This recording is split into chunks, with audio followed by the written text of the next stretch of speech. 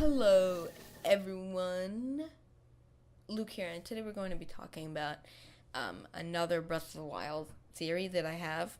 It's probably the last Breath of the Wild theory. It's only the second one, but I talk really fast because things got to get done quickly. So basically, before you leave, because you're gonna leave because I'm not very popular, I get that, but before you leave, just leave something behind so that I know you watched. It can be a like, a subscribe thing, or it can be a comment. It can even be a negative comment. I don't care. I just need to know that you were here so that I can grab some coffee. I don't know what I'm saying. Okay. Basically, comment, like, or subscribe. Okay, I said that right. It can be a negative comment. That's basically the message I want to give you. Just anything. Let me know that you were here so I can get popularity. Okay, thank you. Okay, so anyway, so basically, before you watch this video, I'm sorry, I keep on stopping. You need to go watch McIntyre's video called Zelda Theory: True Origin in Breath of the Wild? Question mark at the end. This video is basically the basis for this theory, and he has his own thing that he does with it, but I think I'm right because, I'm always right. Oh, yeah, big ego. Okay. So what I want you to do is go watch that if you haven't already. So once you do that, come back here and watch this video, and then we'll be good. Then we'll be on the same page. Okay. So and I will have a link for that in the description, even though McIntyre has literally no idea who I am. But I still recommended his video, and I'm not sure, but I think I'm recommending his channel on my channel. Anyway, so hopefully you've watched that, and now I'm just going to give a summary of that. So basically, Cass's teacher was the royal poet, and in McIntyre's video, he said that the royal poet was probably what was Cass's teacher, but then there was also this prophet who told of the coming second calamity, and basically McIntyre thinks that Cass's teacher was the prophet who told of the coming war, and he basically said that because Cass's teacher told of the coming war, he made the Hylians dig up the Guardians, so that the Guardians would be available to Calamity again when he struck. So it was basically, whoever Cass's teacher was, it was his fault that he caused the second Calamity. So that's basically the gist. Am I right? Tell me if I'm wrong in the comments. That's basically the gist, the summary of McIntyre's video. So thank you very much, McIntyre, even though you'll probably never hear me say that. But so yeah, going off of that little summary, I basically think that that Cass's teacher is Robbie, and that Robbie indirectly caused the second calamity. So basically, what happens, what I've basically gathered after a bunch of BotW lore, I'm just saying it, BotW, Breath of the Wild lore, BotW, basically what I've gathered is that Link, Zelda, Purah, and Robbie were all teenagers together, and they would all hang out and stuff. Link was Zelda's appointed knight, and the other three were Guardian researchers. So it would make sense that Robbie already knows a ton about Guardians, so he could be the prophet being spoken of. So if you look in Robbie's journal, in whatchamacallit, his Akala place, he says that he fell in love with a girl named Cherry, and it seems that Cherry was also another Guardian researcher. So where could she have worked? Okay, so I asked that question. I was like, okay, well, let's scour the map. So I scoured the map, and I looked, and I found this little place called the Royal Ancient Lab Ruins. So since that is the last ancient lab, besides the Hitano and Akala ancient labs, this ancient lab was probably where Cherry worked, because she was another researcher.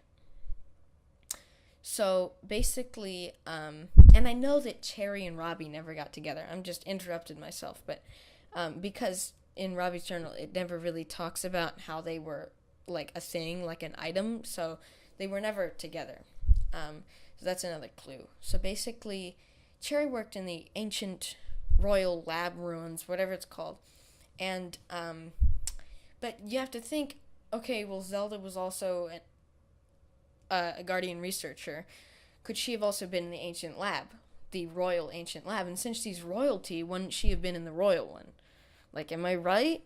So, in that case, are Cherry and Zelda the same person? Well, evidence supports yes, all the evidence I just said. Okay, so assuming that Zelda and Cherry are the same person, that would make Robbie falling in love with Zelda. Like, that's what I'm basically telling you with this theory here. Now, what's interesting is that would also make Robbie the one, according to McIntyre, that would make Robbie the one responsible for the entire sighting calamity. So, what would make him go from loving Zelda to destroying entire Hyrule? Okay, so I have a theory on that too, and it's also touched on in McIntyre's video, so that's why it's so important that you watch it. But anyway, I just want to say thank you very much for sticking around this long. So anyway, basically, what I think made Robbie so angry is that his love for Zelda was unrequited, if that's how you pronounce it, which I think it is. It's said, Cass said, when you finish all the Cass quests, Cass says that his master loved Zelda. So there's another piece of evidence. So Cherry and Zelda are the same person. But Cass also says in that cutscene song, he says that Zelda did not return his master's feelings of love. And because Zelda only loved Link, and that made Robbie, because he's a teenager, he's full of emotions and stuff like that. So basically, he made himself really angry, and he got angry at not only Link for being the loved one, but also Zelda for not loving him back. So basically, what I think happened is that he was so ridiculously angry that he somehow, this is the hole in the plot, somehow he formulated a plan to destroy Hyrule. Did I just say Hyrule? Like, oh my god, okay. Hyrule. He destroyed Hyrule. He was going to do that by, getting Calamity Ganon to control the Guardians. So it was a smart plan. But the other hole here is, how did he know exactly when Calamity Ganon was going to spring up again? So that's kind of weird. In McIntyre's video, it is suggested that the Prophet is a Yiga clan member. That this is where our theories differ, because obviously Robbie wasn't a Yiga clan member. I mean, maybe he was. I don't really know. But there's no real evidence for that. So basically, Robbie was the one responsible for the second calamity. And, that's pretty bad. So, he was just very angry, and, he caused his plan. And, going back to Calamity Ganon, like, how did he exactly know when Calamity Ganon was going to spring up again? Because that's kind of weird. Like, there's something weird going on there. Or maybe he somehow absurdly caused Calamity Ganon to happen the second time. But that would be, like, ridiculous. Like, Robbie has some sort of godlike powers to be able to, make Calamity Ganon appear. So that's probably not likely. But anyway, however he, made the Guardians attack through Calamity Ganon, he probably retreated up to his Akala Ancient Lab, and he saw, like, the wrong in his ways. He was like, oh my gosh, I just destroyed Hyrule, Like, he felt really bad about that. So there wasn't really a government to punish him. But he still wanted to do good. So like, it's said, I can't remember who says it, but there was this one character in Breath of the Wild who says that his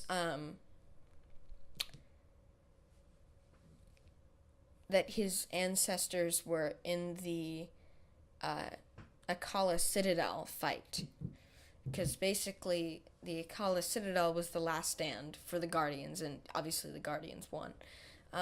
But since that's near Akala Citadel is in Akala, actually, Robbie could have been in that fight. You know, like you see the piles of dead Guardians near his research lab, and that makes you think of research, right? Like that's what he used to research. But I mean, that's true. But I think it's actually he killed them. Like he tried to he saw the wrong in his ways, and he tried to battle the Guardians himself, but he gave up because there were too many or something like that. So yeah, I mean, and he destroyed a bunch of them, and those are the piles of dead Guardians. So basically, that's my theory, and I mean, there's a few other things, like when you read Robbie's journal again, like I keep on going to this exact same video here, but there's like a gap of where he explains he seemingly went from his early 30s or so, or like 20s, to the ripe age of 90 in quotation marks. So the ripe age of 90, I mean, going from a young age to the ripe age of 90 is like a long time. You can do a lot of stuff in that time. So what I think is that he taught Cass in this time. His protege was Cass, and he wrote these songs and taught them to Cass, you know. And he basically was writing these songs and, you know, begging forgiveness for what he had done, not only to Link, even though Link couldn't hear him, but also begging forgiveness to, like, the gods or whatever. I don't know. Of the horrible crime he had committed, so making these songs was his apology, basically. So, and then he taught them to Cass, and that's that. So when he came back to his ripe age of 90, basically what he did was he began to research Guardians and make sure that he had a bunch of weapons that would help Link when Link returned. So when Link, came back from the Shrine of Resurrection in another century, Robbie would be there to help Link, which with like all the ancient arrows and all that kind of stuff that you buy up there. So, and like the reason Robbie wants to see the scars on Link is like the final remorse for what he had done, because like he was indirectly the one who caused those scars because, you know, of what he did. So that was like final remorse for Link. So yeah, I mean that's basically the theory.